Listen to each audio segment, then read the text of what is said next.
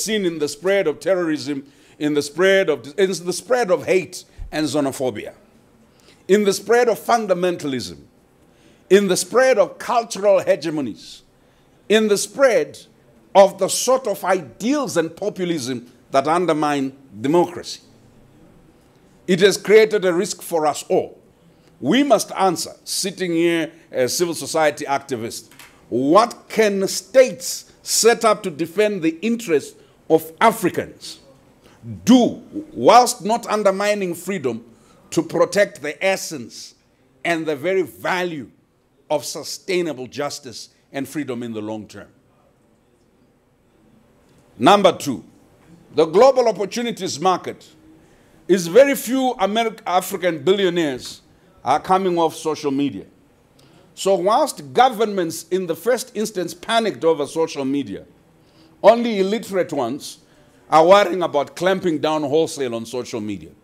Because they have discovered, as has happened in Zimbabwe, as you know, that you can set up your own team of social media counters, smear campaigning, and so on and so forth. My friends, social media has brought a new risk. Today, we can publish information about your health status, or we can publish information about your privacy, and you will have no recourse, because a faceless, nameless character can register an account and tweet as they please. So there must be somewhat two things that are important. Guarantee freedom, but also ensure we are not naive about the goodwill of the entire world towards African progress and success. It is not enough that Africans are able to criticize their governments. It is not enough that Africans are able to point out the inefficiencies in administration of their states. If we don't have a politics that begins to articulate a truly African agenda in questioning the rest of the globe, we no freer. The ability to insult our leaders is not the same as the ability to become global equals with everybody else. Not the same as ability. Media has depoliticized society. Issa Shifji argues that rights are the product of social struggle. Social struggle is the product of social relations and social consciousness, regardless of what you are and what you want. The idea of doing activism without consciousness, the idea of mass activity without political depth will result in this. Will treat injustice as issues of moments as opposed to structure. I hope as we dialogue among civil society, we will escape the bane or the curse of counting numbers and start counting how many Che Guevara,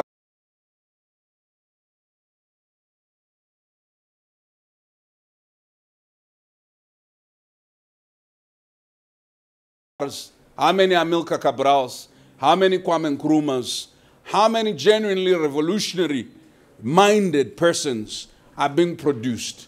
Is social media producing consciousness, or purely the leeway or freeway or highway to express anger? If it has not yet graduated to consciousness, then we must see the risk not in the existence of social media, but in the inertia and refusal amongst ourselves to think.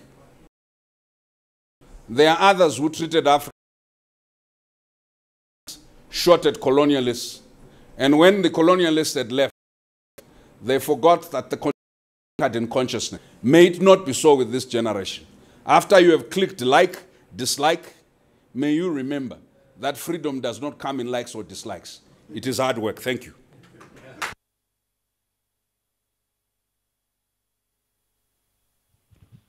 Thank you, Brian, and thank you again to the other panelists. I think I will not belabor myself with trying to summarize those contributions, but I will give you, the audience, a platform to pose any questions. Also say your views on the topic, and we can have an interactive debate. I will still give the panelists one more time to probably respond to some of your questions, comments, and whatever it is that you might want to say around the topic. So I think I will get 3 people from this side and another 3 from the other side, if there are any. Yes, I'll start with you. Anyone else from this side? If not, is there anyone from the... Yes, I will give you, Doc, the opportunity. Anyone else from this side? All right, sir. Let's start with you.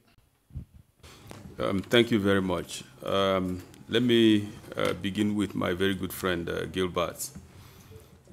I think that it is not entirely correct that we continue to allude to the fact that the SDGs have come to redeem Africa, as it were.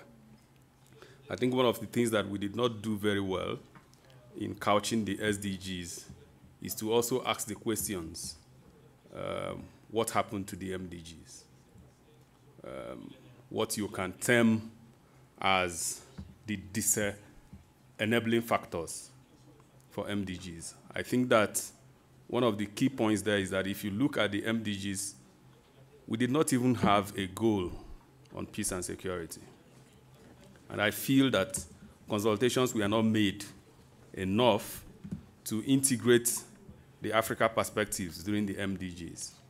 And therefore, if you ask me, the key elements that made the MDG fail woefully, especially in Africa, were issues relating to corruption and conflict. And those were not envisaged in the MDGs. There were a lot of attention on development and infrastructure without those factors that could even take away the few developmental strides. And little wonder why on peace and security. But even within that context, what are we looking at? I think that's something that we need to interrogate, other than the issues of transparency, as it were.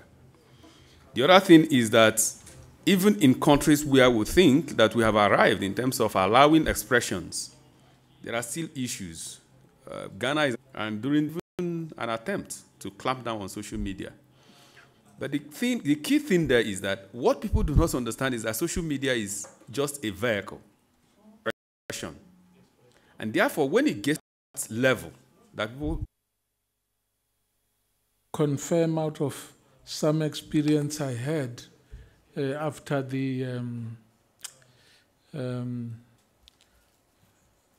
in the immediate aftermath of the 2011 Arab Spring in the North African region. I was visited by how we go Africa. Those uprisings as a transition to a new dispensation. And it really became clear to me that you had a very important role that was played by the social media in terms of ensuring what you call from online interaction to offline interaction. But I think all of us now, with hindsight, can attest to the fact that groups spawned by social media are not always able to sustain their transformative dynamic. Otherwise, we would be having a different Egypt from the one we have now, and a different Tunisia from the one we have now. And as you say,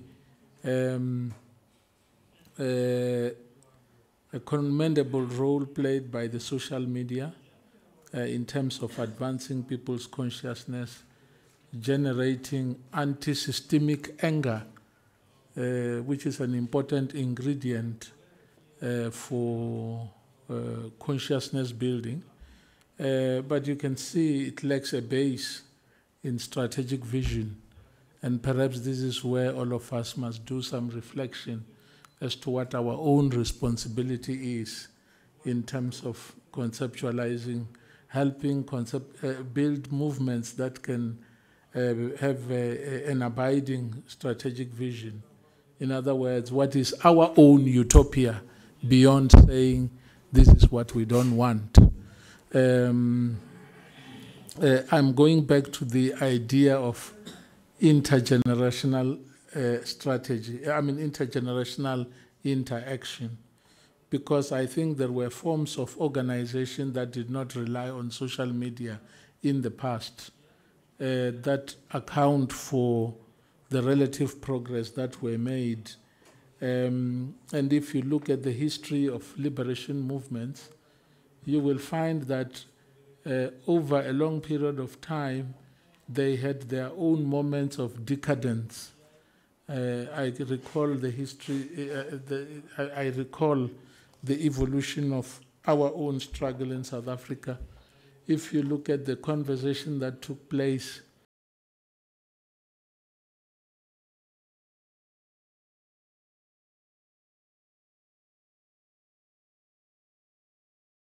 around 1967-68 in Tanzania, which led to the Morogoro Conference. If you go to our records, you can see that we were really immersed in a moment of decadence, and it was only after a way was found to bring together the developments at home and the developments outside that you started to see that coming together, reigniting the renewal dynamic in the movement. I think this is what is missing with respect to the Pan-Africanist cause, the absence of intergenerational interaction. There's a lot that the Pan-African movement can gain from trying to understand the value that the social media brings. But I think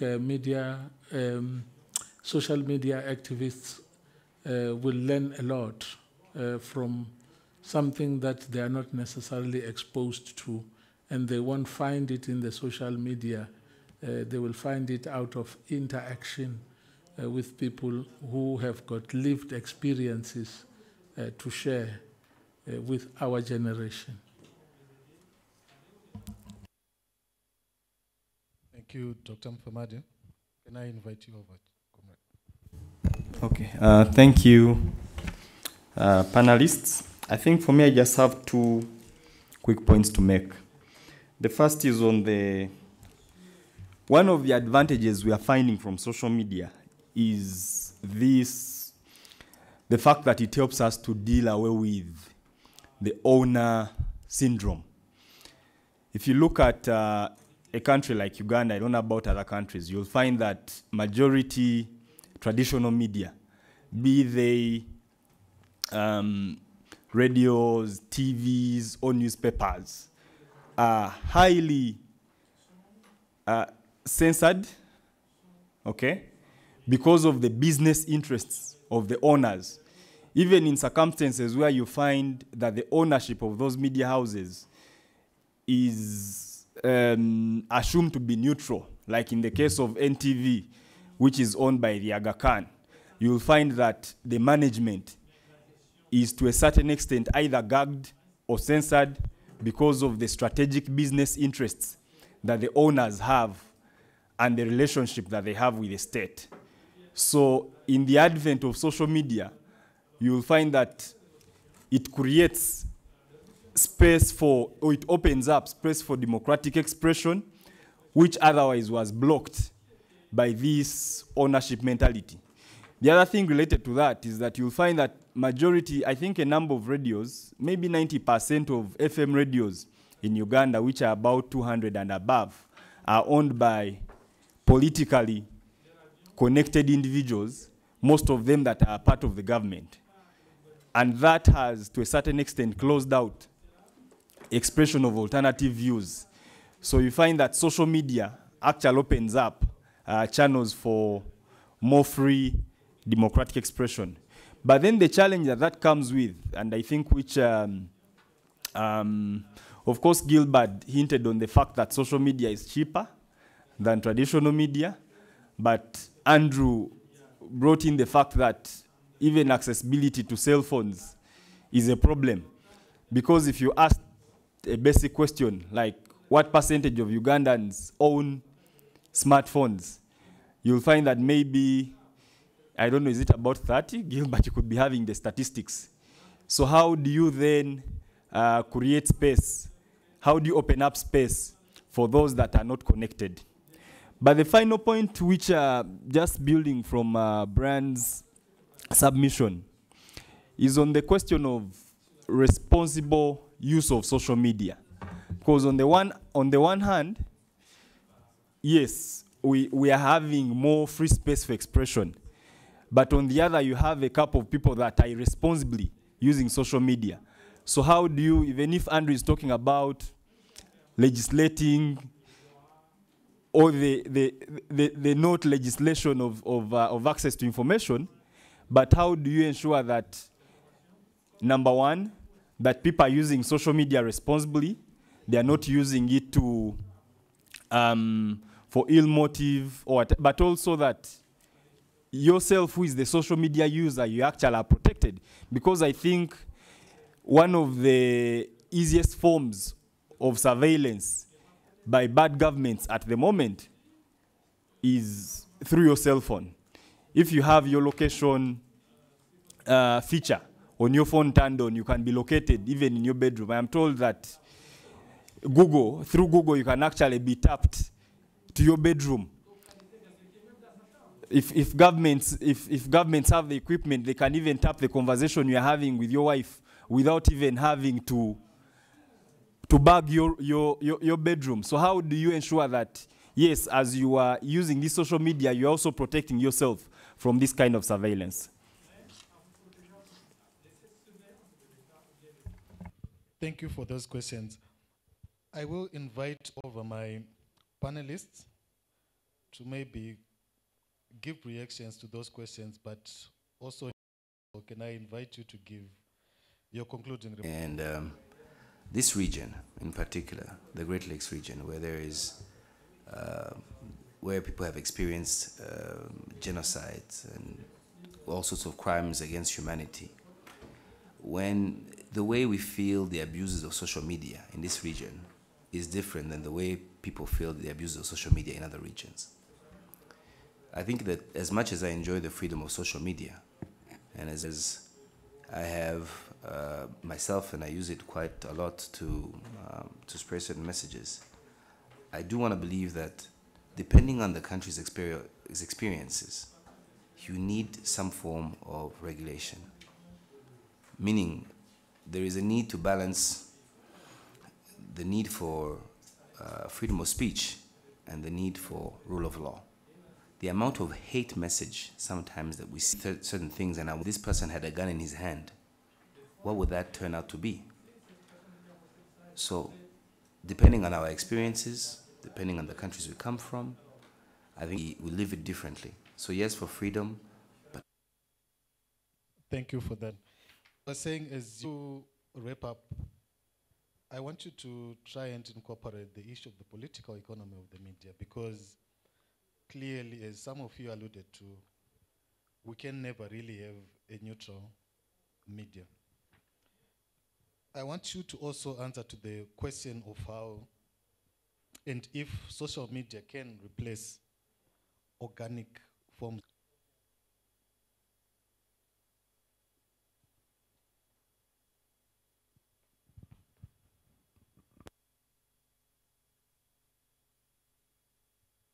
Sorry, I will give you a maximum of 4 minutes each to wrap up. Okay, thank you very much, Chair, and thank you very much for the interventions and also for listening.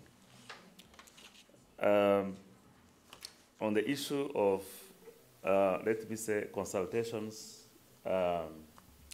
for important frameworks such as the SDGs, AU Agenda 2063, and others that we have, specifically on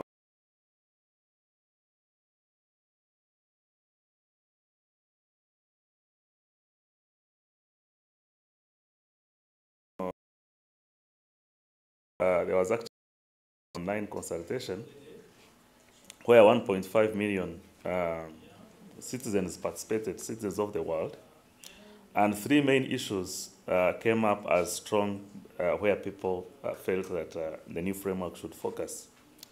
The first one was health, education, and trusted governments. And then after that was jobs for youth. So yes, we can say that that mechanism of using, for example, online consultations leaves out significant parts of the population, and especially those you'd consider voiceless, those that you'd consider alienated from systems, and therefore there should be efforts to create a balance that would provide every voice count. Commitments they have made, whether it is at global or other levels. The information that people receive, but rather to make sure that all the information that citizens must receive, governments are compelled and obliged to provide that information. So it should be on the other side of making.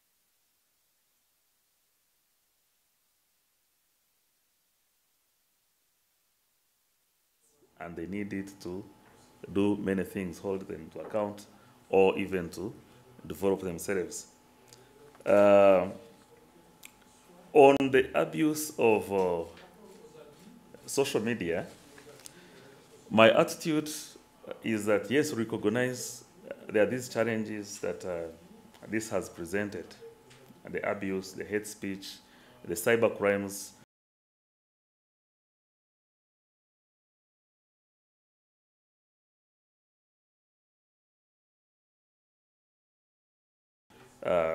Extortion and other things. Yes, they are there, but they are not caused by social media. It is not social media. It is not the platform that bring these challenges. These social media, or even you could say radio or TV or telephone, only provide a platform. So I think the foundation we will agree that is not the media, the platform that is used to do that, but rather it is something else. And I should say there are legislations to deal with some of those. I thank you very much for these interventions. I've made those recommendations in my paper, so when you read it, you'll see where we think. Thank you, Gilbert. Can I come to you, Andrew? Yes, thank you. Let me also extend his argument by giving an example from neuroscience. Apparently, the brain has no pain receptors. The human brain has no pain receptors. When you feel a headache, when you get a headache, the brain is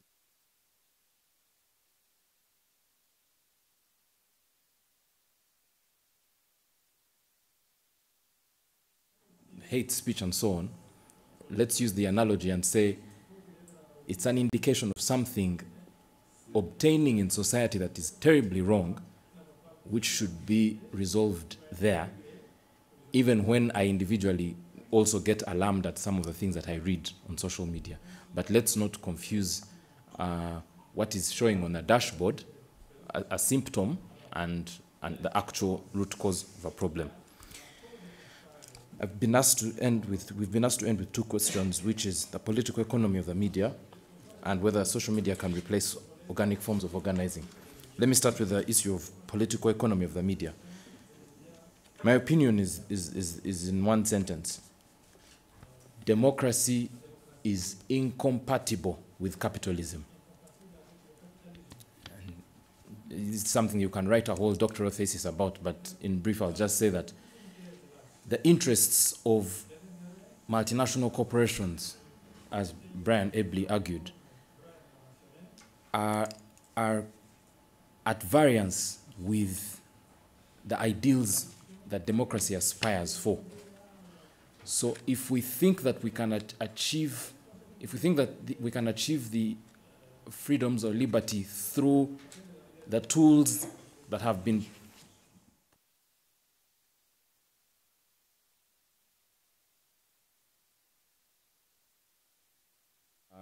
in ways that Cambridge Analytica, for example, has done, then it's clear that we need a more in-depth understanding of these platforms like media so that we can, in fact, achieve this democracy that we all aspire for. Otherwise, capitalism, whose interests is the bottom line, and democracy on the other, which is freedoms, liberties, and so on, I do not see those two coming together very soon, for as long as they both have varied interests. The second and last question about social media replacing organic forms of organizing.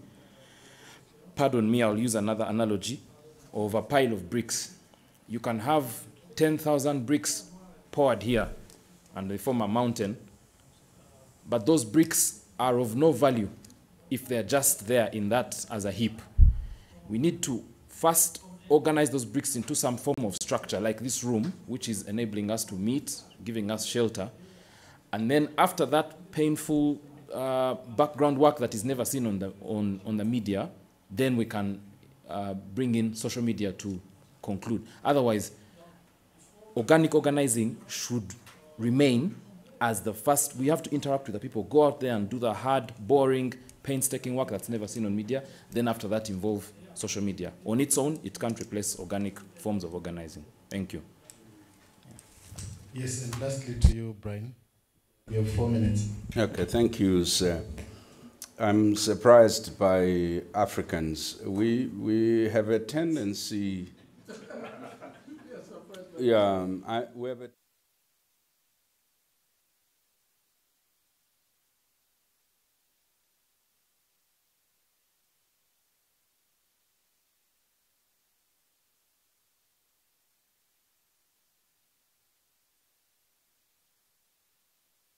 owner of Facebook, a billionaire.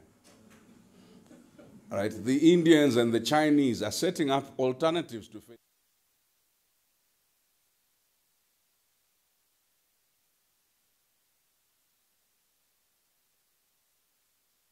Look, we have to get out of this stupidity. Seriously. Right now, we should be in this room as civil society saying, how do we set up the equivalent of Facebook?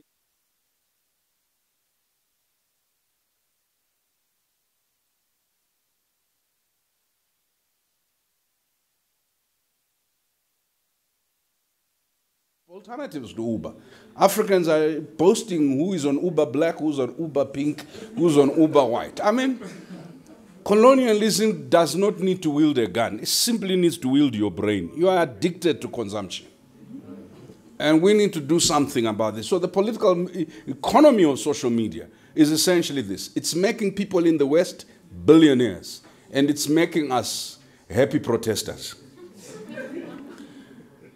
So, you know, when the newspapers first came, they said they will replace, print media would be the new thing, it would replace organic organizing. When the TV came, they said, oh, you know, it will replace organic organizing. You know, do you remember the saying, the revolution will not be televised? So those were the people who were...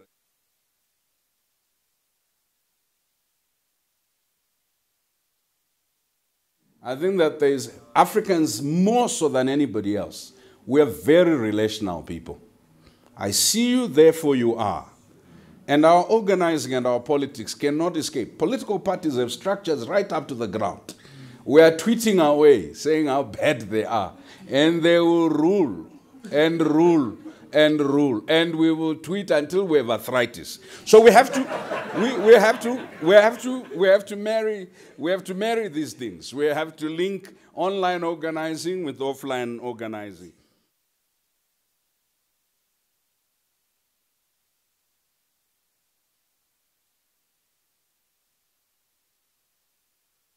What made liberation necessary on this continent was that the colonialists and racists and the apartheid regime, Calabar and Rhodesia and elsewhere, did three things. Number one, tried to deny us of history by creating the impression that our history was barren of any achievement, as Ngugi says. Number two, try to deny us voice by manufacturing silence. Number three, try to deny us of courage by creating fear through murder, abduction, and so on. Liberty must, by its nature, allow to flourish the ability to gain history and make history. 1 minute. Number two, you are interrupting the flow of wisdom. Number two, liberty must enable voice and variances of voice, even voices that don't comment. However, and this is my small 1 minute point, let's not be mistaken. These tools, and on these tools, are shells that France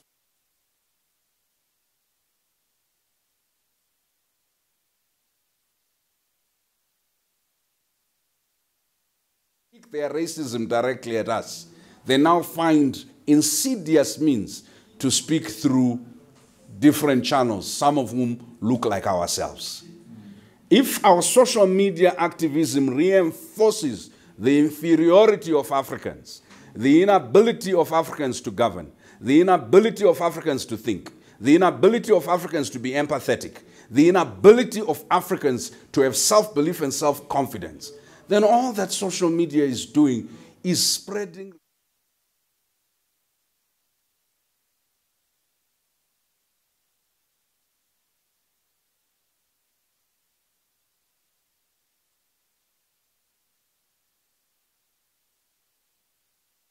including civil society and human rights business persons who have made an industry out of merchandising people's misery. Thank you.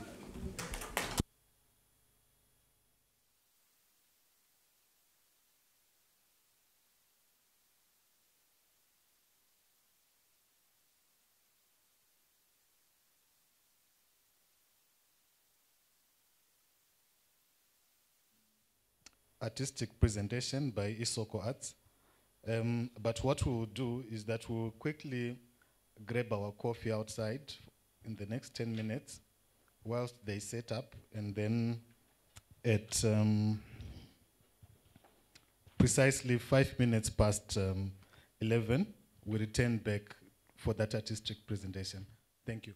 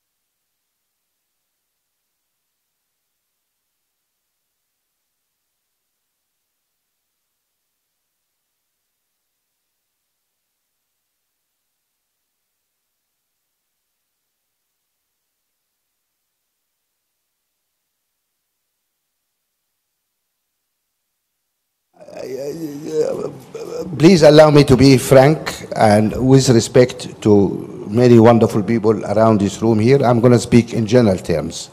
So nobody please take personal offense. Liberian President Ellen Johnson Sirleaf is Africa's first freely elected female head of state.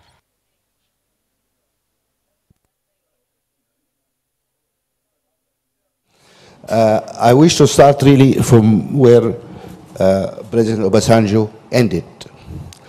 Let us start by looking at Advocates for women's rights. Tarako Karman, a leader of anti-government protests.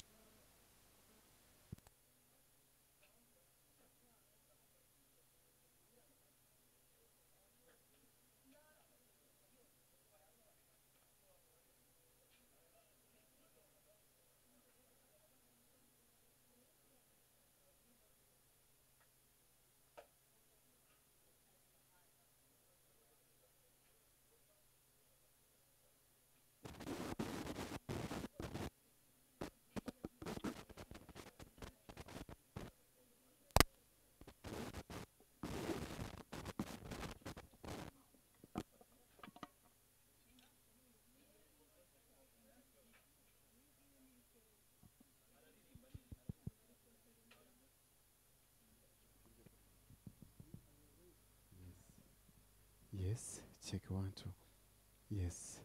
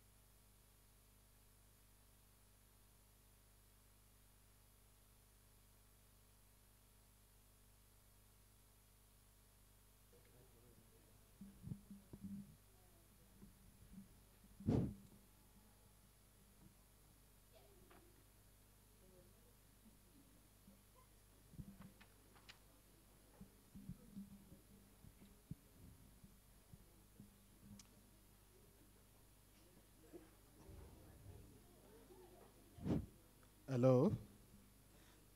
Welcome back from the tea break. Our apologies that we took longer than we had expected. I think we had some hiccups.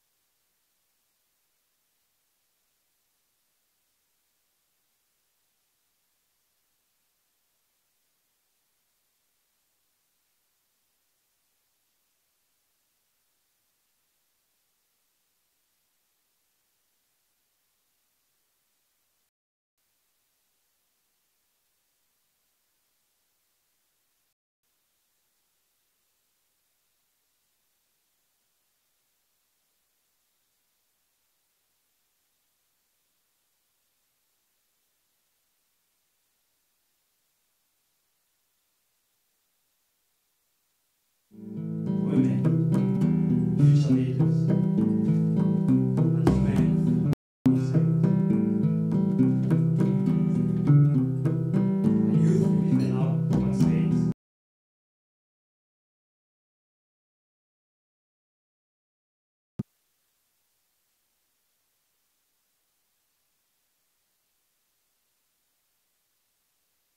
Around my new vision, and hopefully innovation gets converted with money.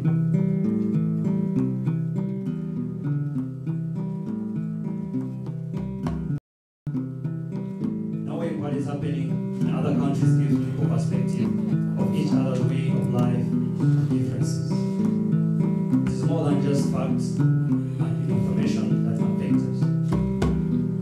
Democracy is beyond that. It affects the way we live our lives, how we perform our jobs, how we function as students, and how we make decisions.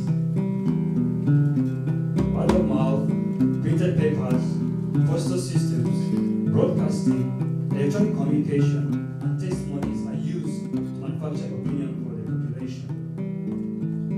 And sometimes we feel connected, and sometimes we are distracted.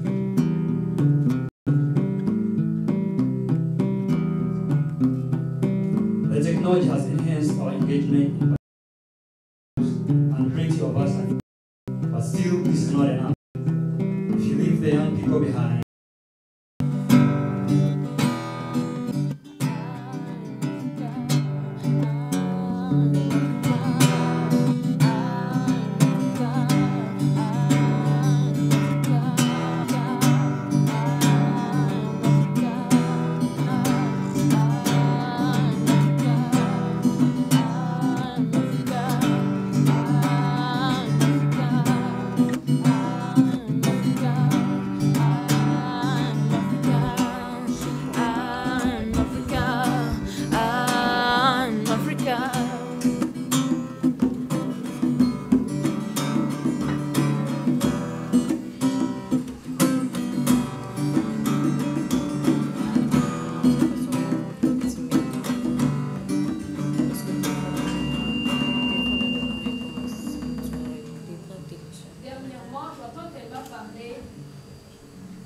des conflits intergénérations.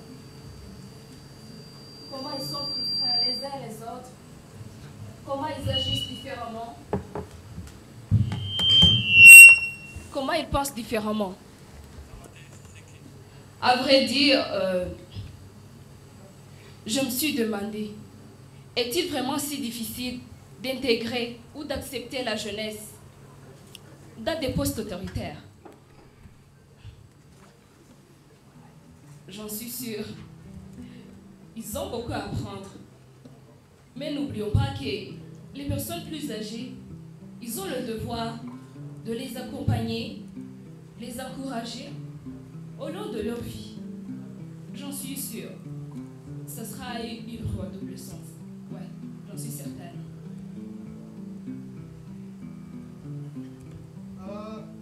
Excuse my French, but je ne suis pas d'accord. I will need to understand, and I need more details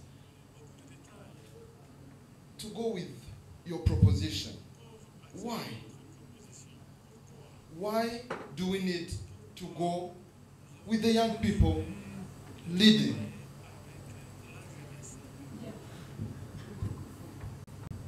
Premièrement, vous vieillissez et on ne peut pas empêcher ça. Deuxièmement, vous prenez des mesures, des décisions concernant le futur de cette jeunesse. Mais vraiment, pourquoi ne pas les inclure aussi? C'est ça. Okay. I will not deny the fact that as we grow old, some of our abilities might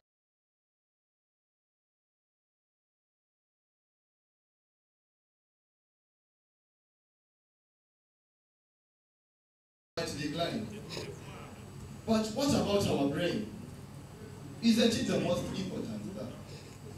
Let me tell you something, daughter.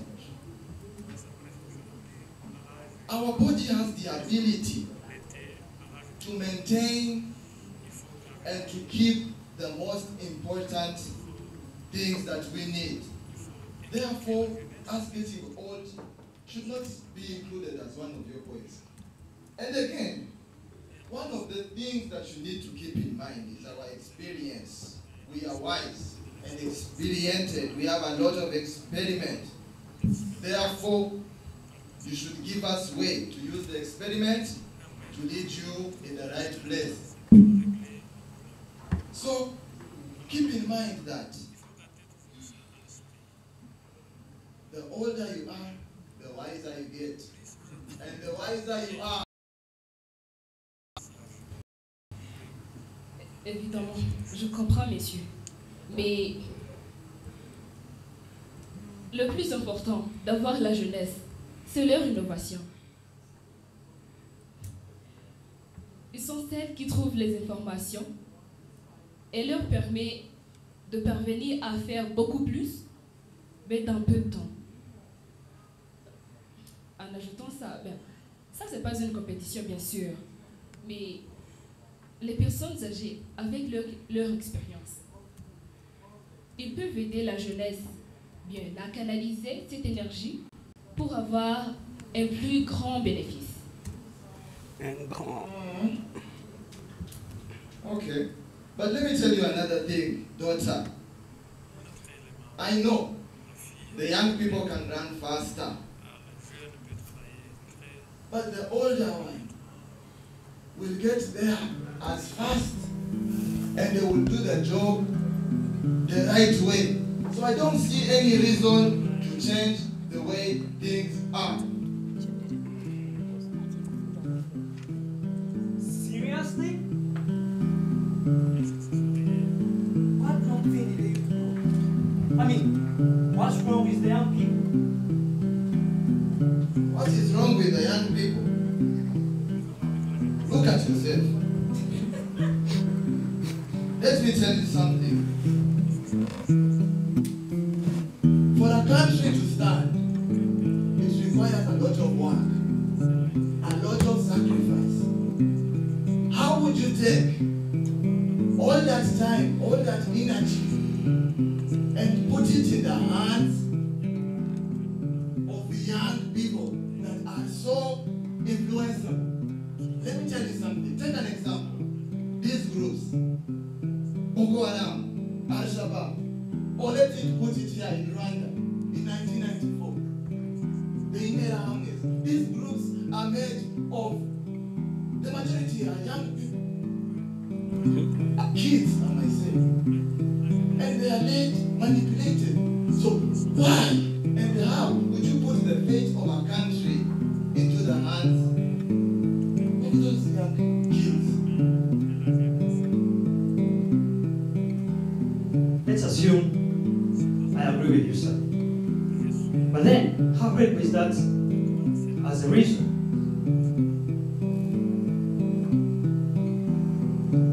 Easily impressible? That's what you want to say? Then, who influences them? Who influences them? Anyway, let's ask the founder of Mo Ibrahim Foundation, Mr. Mo Ibrahim himself. Sir,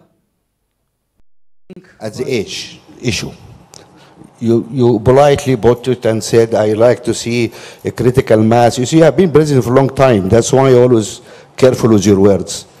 Now, this continent is continent of young people. Half of our people here are below 20 years old. Yes? Look at the average age of our presidents. It's about 63, 64 years old.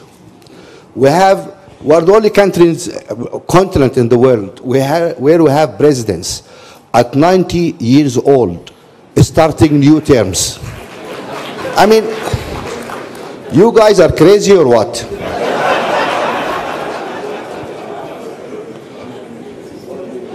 We've seen people in wheelchairs, you know, unable to raise hands to standing for elections. This is a joke. Yes, you are right to laugh, because the whole world is laughing at us. I always say, I mean, you look around you. You look, United States, an economy of 16 trillion dollars. Africa, this is 15, right? The most important country in the world, like it or not.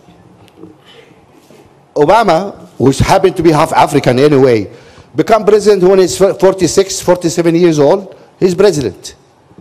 If Obama was in Kenya, what he will be doing now? Maybe. Yeah?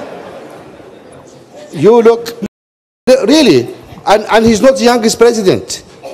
Clinton was younger than him. Clinton became, Kennedy was 40. Entrust their economies, their nuclear weapons, their oil resources to people who are in their 40s. And we only pick up people at 90 years old to lead us. To lead us where? To the grave? I think really we need our youth to have their space. We really need to look at our political organizations, our institutions, etc. And we need, this is a young continent, and we need to appreciate that we don't understand the world of those young people. We are out of touch. We have to accept that. The future of those guys who are not going to be there to live it. There's a lot of new challenges facing this new generation, which we have no grips to get to grips with it. And we need to find a way now to bring those younger people more into power. It is the job of us, our current leadership, to try and empower this young generation, to bring them in. I can see this happening in some countries. I can see some of the... We are never too young to do important things.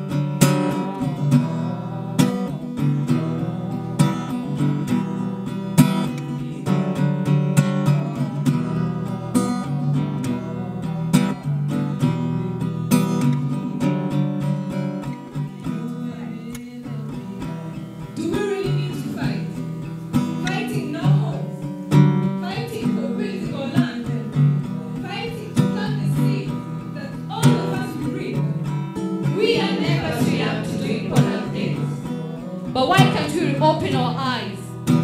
Why can't you see that the youth deserve a place? It's our generation, it's our nation, so why excluding us? We are never too young to do important things. Every sad story deserves a nice ending. Our scars cannot taste. Africa is beautiful. Africa doesn't deserve to die on an electrical chair with us staring. We are never too young to do important things.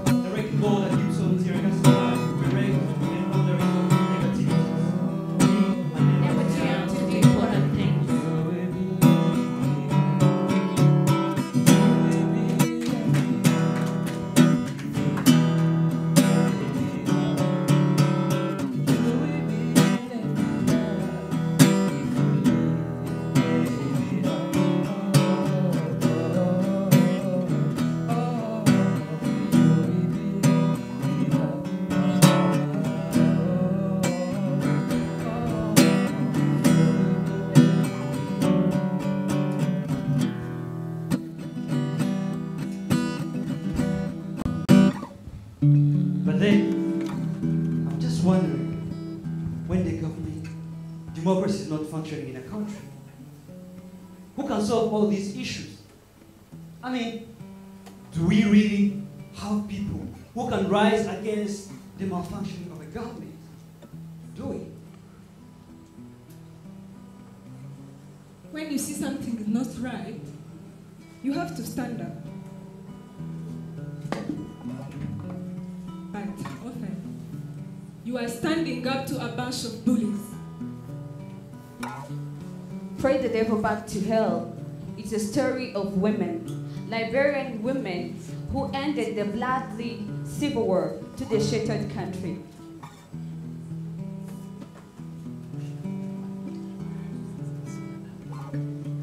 Thousands of women, ordinary mothers, grandparents, daughters, both Muslims and Christians, came together to protest in peace and to pray outside the presidential palace.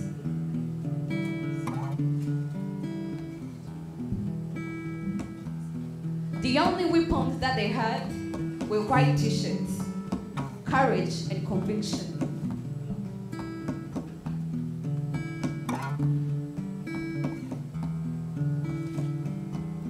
From war to peace, the Nobel Peace Prize was awarded today to 3 advocates for women's rights.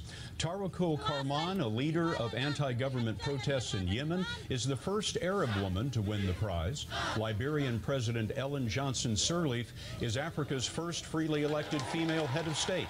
And the other Peace Prize winner is also from Liberia and was here in New York today. So we asked Michelle Miller to introduce us. Finally, we are in the limelight. Why do you think you were able to accomplish what politicians and generals and warlords were not? We succeeded because, and this is the lesson for the rest of the world, there is nowhere in this world where someone gave you a slap and you slap them back and expect that it's settled. Violence have never settled peace. I tell people I was 17 when the war started. The first time I saw a dead body, I freaked out. By 31, I crossed over a dead body without thinking twice. That's not a normal life. The pains of a Muslim woman was no different from the pains of a Christian woman. When that message finally sunk, there was no turning back. Why did you think this strategy would work? We didn't think about success. We were just determined to be out there for as long as it took. If your society is upside down, you turn it upright. Felt they were too quiet and they were allowing these evil men to walk all over them. She's now working to spread her message of empowerment to women in other nations torn by war. Michelle Miller, CBS News, New York. I'm sure I all need a woman narrating after this superb intervention, because you all need to understand that the power in a woman can sustain a nation. Personally, I was born in a continent where women were not valued before. But today, in my country, we are 64% in the parliament. We are being empowered in different sectors, and that is why my country is developing day by day. I've heard plenty sad stories about violence against women, gender-based violence. But will you expect our nation to develop while our mothers are uneducated? Girls in the kitchen, cooking, knitting, with no plans to dream big. Time has come. Things are changing. And the best of us, the best of women and girls should be our pillars. Because women are included in this. I am included. We are all included. Yes, we are the wives and mothers of greatest men, but we can be both beautiful and invincible. Woman, woman, and warrior is a woman, woman, woman, and savior is a woman, woman, woman, and warrior is a woman, woman, woman, and savior is a woman.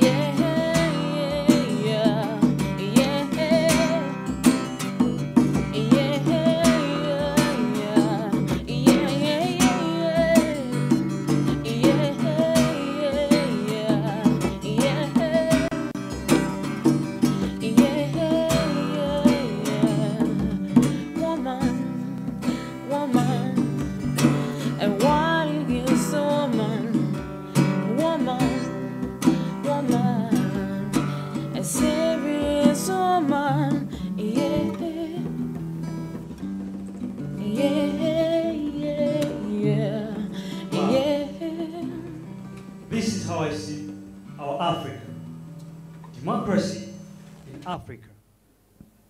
We believe that only Africa has the ability to change this. They presented to us democracy, and we, together as the youth of Africa, are introducing to the world democracy.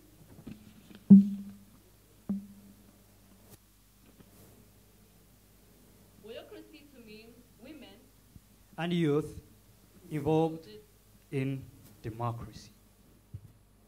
Yeah, it's a new system. And it's the best system. Well, the young people are involved. And women in their rightful place. And we all signed in for Warriocracy, waiting for you all.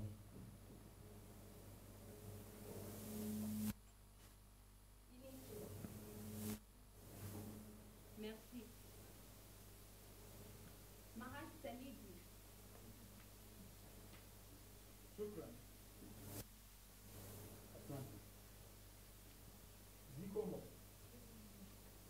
Neanziza.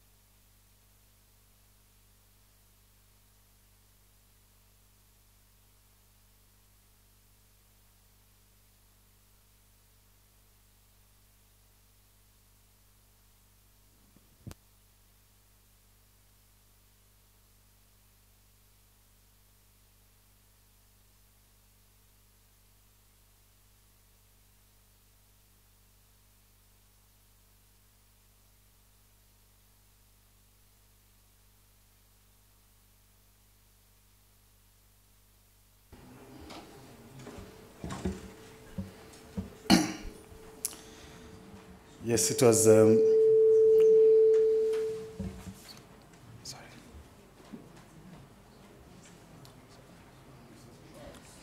Yeah, I think it was quite a thought-provoking and imaginative presentation from the young men and women there. I think it's also quite befitting that as one of our standalone sessions, we will have a discussion around the role that women and youth play in the consolidation of democracy. And I'm glad that, you know, in the African way, we always try to reserve the best for last. And I'm sure it is in this vein that we will have the discussion around the contribution of women and youth to the democratic struggles that we are waging across the continent as the last discussion. And I hope we will, in all intents and purposes, try to have that last aspect as the most enduring from our conference. Moving forward, I have the honor of inviting Ambassador Frederick Gareretse Ngoga, who is the head of Conflict Prevention and Early Warning Division at the African Union Commission. Ambassador will talk to us about terrorism and extremism in Africa and how this poses challenges to democracy on the continent. I leave the floor to you, Ambassador. Thank you so much. First of all, good morning to you all. We had a great morning with rich discussions. I would like to start by saying that I wish you all a happy Africa Day and ask you a question. What are we celebrating today? I want to know, everybody's talking about Happy Africa Day, but what are we celebrating today?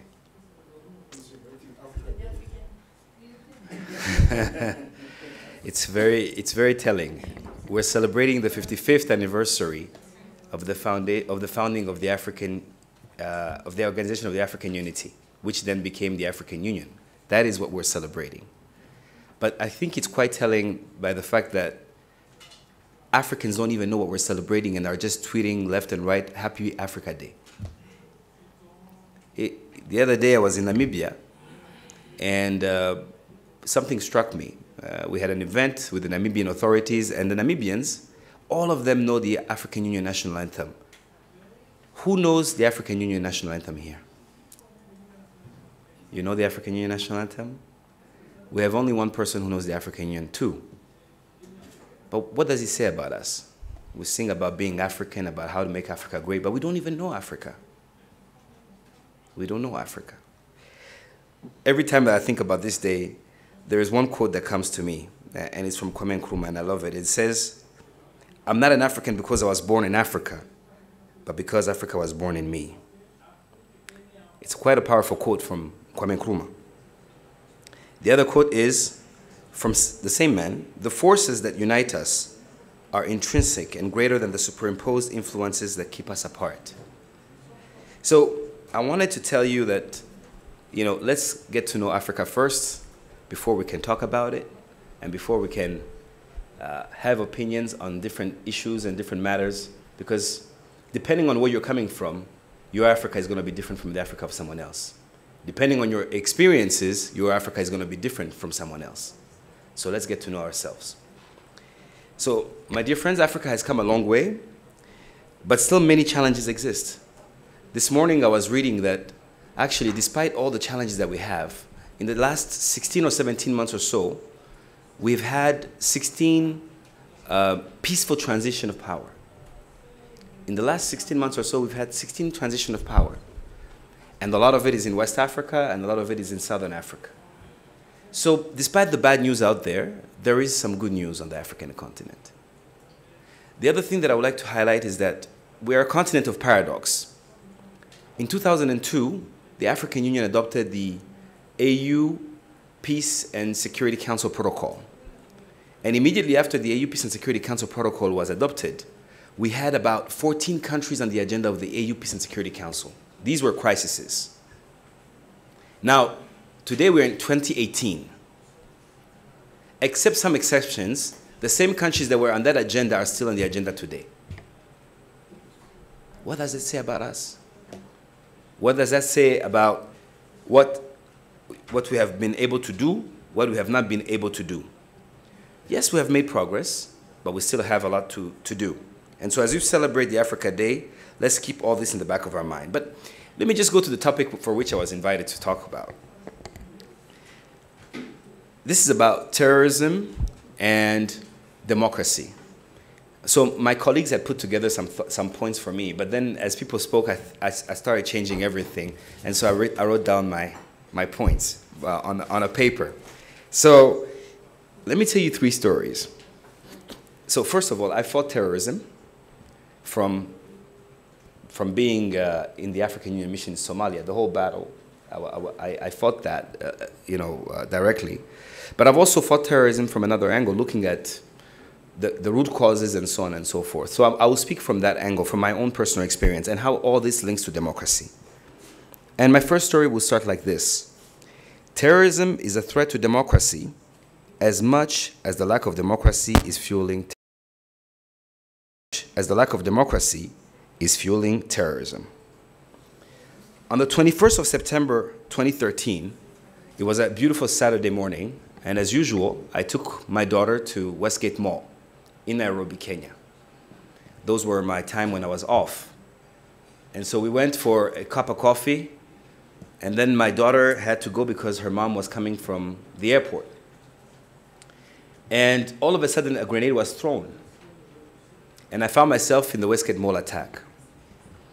And I spent 9 hours hiding. At that time, I was in the African Union mission in Somalia, and I kept thinking to myself, my God, if these terrorists catches me here, what am I going to do? And the level of brutality that ensued with that attack led me to ask myself a lot of questions. What can lead a young man or woman to carry out such heinous attacks? How much hate does it require for someone to do such thing? And I kept thinking how 1 year back, how we had written reports warning about a potential attack on the Westgate Mall attack. Now, here is the interesting thing. When a terrorist tells you he's going to hit you, believe me, he's going to hit you. He takes time. But when they tell you they will attack you, they will attack you. So I reflected heavily on this, and here is the bad news for some of us here. Terrorism is not going anywhere anytime soon. And it is expanding and becoming much more complicated. Africa is ranked #1 in comparison to other continents in terms of the presence of terrorist groups, and is considered the major threat, the major theater for all the groups which will be leaving the Middle East. They will be coming here on our continent. There is an increase in frequency and lethality in terms of what the terrorists are doing now. In 2015, when I was in Somalia, a vehicle-borne improvised IED, you know these explosives that they carry out, was between 100 and 200 kilograms. In 2018 and today, they now managed to manufacture 800 to 1,000 kilograms of explosives, which actually killed many people in Mogadishu last October, as you recall. Almost 700 to 800 people passed away due to that attack. We unfortunately have an increase in inflow of foreign fighters as well.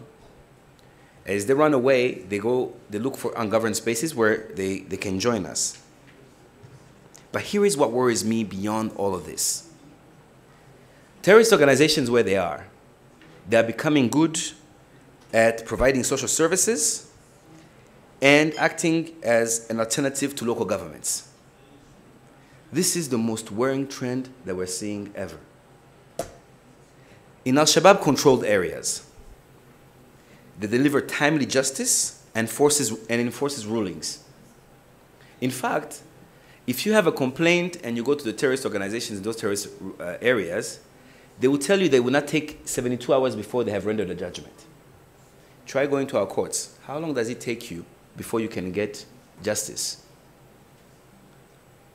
They have an effective taxation system. They collect taxes, they give you a receipt, and they make sure that you're safe on your roads. They are not corrupt, and they are efficient. I met a group of women who live in these Al-Shabaab controlled areas, and I asked them, so what is it that you like about them? And they said to me, well, you know, when my husband strays or goes around with other people, I go to Al-Shabaab. they will deal with him. When he does not provide at home, they will deal with him. When I have a problem with health with my kids, they collect money and they provide for me. I don't care about their abuses in Sharia law. They're better than what we have, than the alternative. And this is a major threat that we're dealing with. And I tie this to democracy. Why? We have reached a point where people will forfeit their rights just to have the most basic fundamental rights, which is safety and security. And this is something that is fueling these terrorist organizations. But let me also add another threat to this. Today, I was so thrilled when I heard Brian. Where's Brian, by the way? He left? I think he left. Okay, good. I was happy when he talked about this issue of the artificial intelligence, because I just came back from Uganda, where we were having a meeting of heads of intelligence and security services of the IGAD and East African region. And one of the threats that we talked about how artificial intelligence is going to expand the existing threats, introduce new threats, and change the character of threats, meaning that they will be much more efficient, they will be much more effective, and they will be much more difficult to attribute. And some of the things that we're going to be faced with is digital security. First of all these things that we use, these computers will be able to be hacked from a distance. The physical drones that today deliver blood in rural areas could be used to do harm. But most importantly is what we call the new emerging threats to democracies, political security. Brian today talked about Cambridge Analytica. But believe me, that problem is much more spread than most people think. Some guy sitting some town in Europe can determine the outcome of an election in Africa. Some guy sitting somewhere can determine the way we think about an issue using Facebook and social media and so on and so forth. This is a major threat. But the way I look at it also, I look at it as a potential opportunity. If someone can teach you to hate, they can teach you to love. If someone can teach you to be intolerant, someone can teach you to be accepting. So from the challenges that we have with artificial intelligence, let's also try to turn it around into something that can deliver for us. So this is my first story about terrorism. Now, my second story is, what are we Africans doing? We're doing quite a lot, more than most people think. First, we have adopted various instruments. Various protocols have been signed on how to deal with this issue.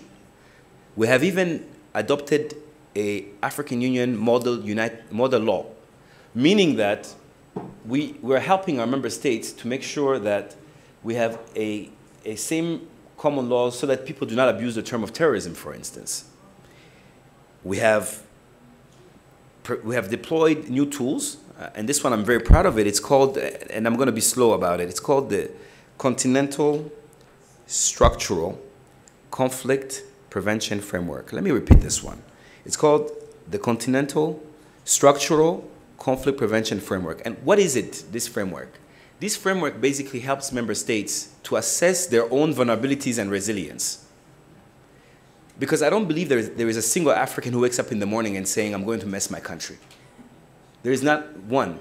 The truth is we're in constant operations. We're not governing. It's just like all of you are heads of households, you have families. Think about it in the morning when your children come crying, oh, I have to go to school, I have to do this. We're in operations. We don't even have time to think. So I don't want to believe that there is a single African who goes out there and saying, I'm going to ruin my country. What we don't know is how to assess our own vulnerabilities and our ability to be resilient. So then we help them out also to mitigate the strategies. We have regional security mechanism that we have developed to help our heads of intelligence and our heads of security services to talk to each other. In the Sahel, we have what we call the Nouakchott process. You've heard about it.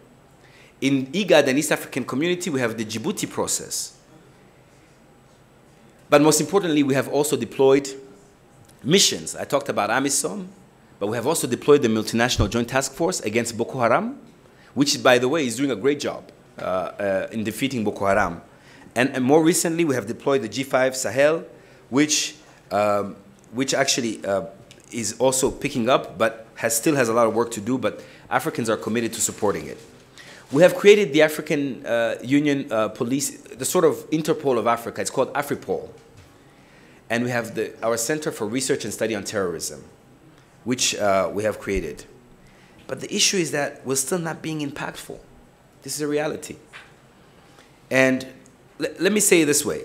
The chemotherapy we're giving to this cancer is giving us reprieve, but it won't be enough. In other words, we need to address what leads to radicalization, because radicalization leads to violent extremism, and radicalization is often the sum of small injustices. Let me repeat this. Radicalization is the sum of small injustices. It doesn't matter your religion, it doesn't matter where you come from. When you suffer small injustices day in and day out, you will become radicalized. So we need to deal with these small injustices. Let me just conclude here by telling you 3 things. And this is what I think is the challenge of our generation. Today I didn't feel like wanting to go into education, poverty, and all that stuff, because we all know about it. I wanted just to take a different approach. People fight for 4 reasons in this world. 1 is power contestation. And this, by the way, it cuts across. The second reason why we fight because of lack of inclusivity. When you are not consulted about how your future is determined, you get frustrated. And by the way, it's not about having people just sitting from different backgrounds being in government. We want them at the table when the decisions are being made. That is inclusivity. The number 3 reason why people fight is the unequal distribution of resources. Because our economies are so small, the way we distribute resources will determine whether or not people will be frustrated or not. And the 4th one, and this is the challenge of our generation, is impunity. Impunity is a challenge of this generation, and we must deal with it. We keep having recurrent crises on our continent because we have not figured out how to deal with impunity. Now, we need to figure out this out, because this is the only way we'll address all the problems that we have. Let me now leave you with this. So the number 1 thing we need to do is, I heard about Brian this morning talking about social media, consciousness, and so on. The fact of the matter is that on the African continent, we have a crisis of values. This is the reality. We have a crisis of values because we are normalizing what should be unacceptable. We are normalizing intolerant behavior. We are accepting what we should not be accepting. In fact, we are comfortable seeing people butchered and so sharing it on social media and so on and so forth, and we think it's okay, and we go about our business. We have a crisis of values, and we need to reclaim our value system. That's number 1. Number 2, I talked about tackling impunity. Number 3, we need more investment and trade and less aid, but not only as a slogan, but a reality. And finally, I am a Pan-Africanist to the core. I am from Burundi. I am from Burundi, but I'm also an East African. And most importantly, I'm an African. I believe that Africa's political federation, we simply do not make sense fragmented. Look, I always laugh when I'm looking at numbers. My country's GDP is $3 billion. Of course, we have a lot of crises and so on. Rwanda's GDP is about $8 billion. And the combined GDP of the whole East African community is $155 billion. Yet Egypt alone has a GDP of $331 billion. What are we doing? We don't make sense. Fragmented. People should be able to move around. An investor should be able to look at a market and say, oh, you know what, if I invest in Rwanda, I'm actually investing in Burundi, I'm actually investing in the DR Congo, I'm actually investing in Kenya. We should be one market. We should be having one currency. Because so long as we'll be fragmented, everybody will take advantage of us. You know, Brian was talking about tweeting their anger and so on and so forth. No, don't tweet. Get organized. You know, get organized. That's the best way we can deal with all these issues. So, I'm passionate about all these things, and you can understand why. Because not only of my own personal background and the things we're dealing with, but because I see it every day on the African continent. The story is always the same. But until we pull our socks, and until we do things differently, we will always suffer the same things. So on that note, let me leave you with a few African quotes that I would like for you to go home with. First, the future belongs to the organized, and the better future belongs to the better organized. This is from General Eli Tumwine of Uganda. It's not from Fred.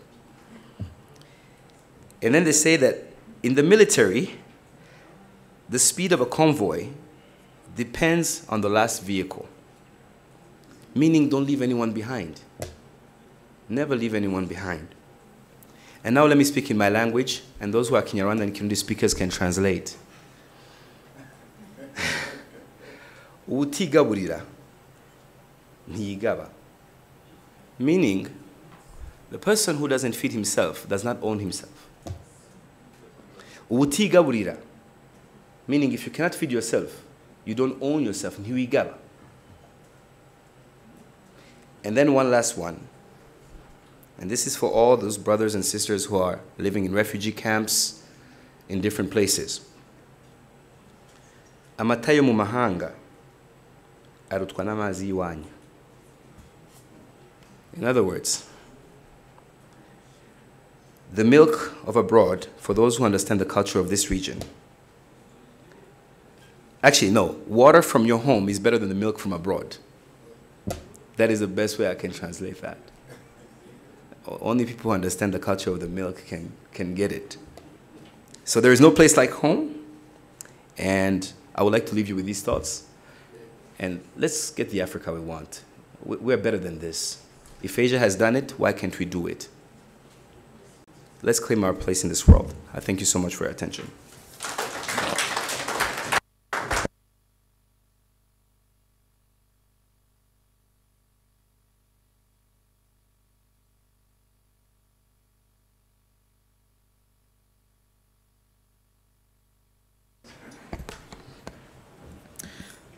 Thank you, Ambassador, for those words. I think quite profound, quite thought-provoking. I did pick a few words from your speech, which I think might be good that I summarize as we go into the discussion on the topic. The first is a direct quote. Terrorism is a threat to democracy as much as the lack of democracy is fueling terrorism. Quite profound. The second thing, which was in the ambassador's presentation, is the fact of how terrorist organizations are actually acting as alternative to governments or authorities in regions. And for me, this is quite a very big indictment on us as a people and the governments that we elect, and our lack or our inability to